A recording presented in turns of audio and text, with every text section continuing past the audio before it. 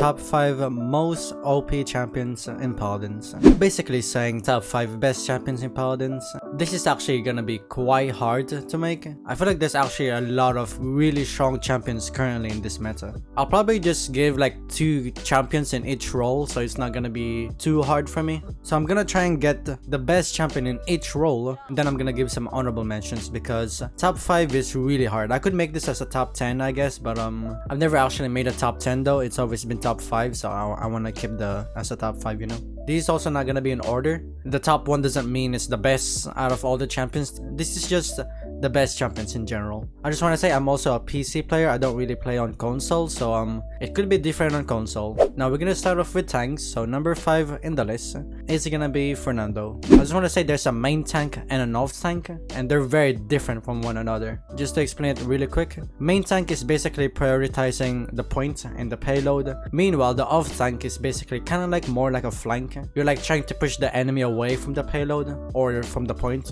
So the number 5 is gonna be a main tank, and it's Fernando. And for honorable mention is gonna be Barrick. I feel like Fernando and Barrick are really good. I want to talk about Barrick really quick. The reason why I put Barrick in the honorable mention is because how simple he is. He's so good, and he's also so simple to use. All you have to do is put your shield up and put your turrets up. That's basically all you need to do. So now let's talk about the actual number 5, which is Fernando. I mean, Fernando is also not that hard to use as well. I'll be honest, if you don't use Aegis talent for Fernando, then I don't think Fernando is actually that good. He's fun if you use the other talents, but the reason why he's actually in this top 5 is because of this talent over here. You basically always have shield. You can even buy Guardian so you can increase your shield. He basically always has that shield, and it's so annoying to face against. Now let's talk about off tanks, because we talked about main tanks already. Number 4 in the list is gonna be Azan, of course, and in the honorable mention is gonna be Khan. These 2 champions in here are actually really good. Now you can actually play Azan as a main tank if you want to, but I feel like you're missing something if you're doing that. Azan is definitely way better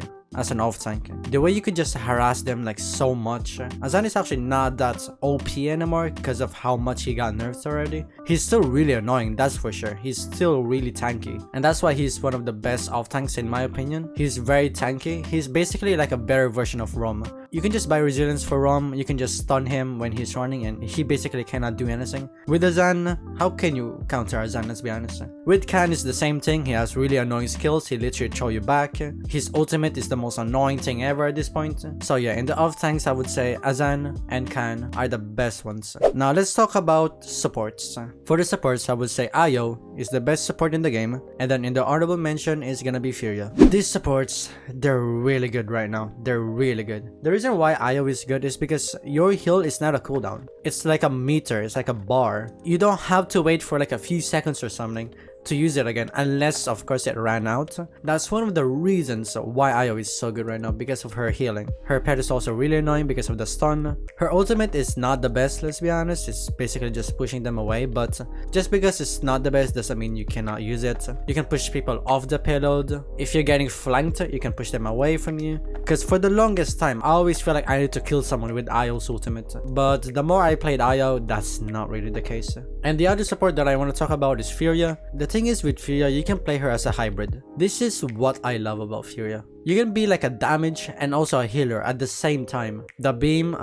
is really annoying, it's really good. And also Furia's ultimate is probably one of the best supports ultimate in the game. Before you start a fight, you just Furia ultimate and everyone will die if your teammates are actually doing something, of course. The reason why it's really good as well is because you can't really counter it. Let's talk about Pip's ultimate for example. Pip's ultimate sounds good on paper because they're a lot squishier, you can kill them. But the thing is with Pip, you can buy resilience and you know it's basically countered. Same with Sarah's, you can just buy resilience and Sarah's ultimate is countered. With Furia, you can't really do anything, I'll be honest. All you can do is run away or fight the enemy team with bonus damage. Number 2 in the list, now this is gonna be damage class, and we're gonna be talking about Sati and Bomb King. Now I picked Bomb King because I feel like Bomb King is one of the best AoE damaging right now. And Sati, I mean come on, Sati is Sati. Sati has always been really good for the past like 2 patches at this point, or maybe even longer. Sati just deals so much damage. The thing is with Sati, you can also play her as a flank.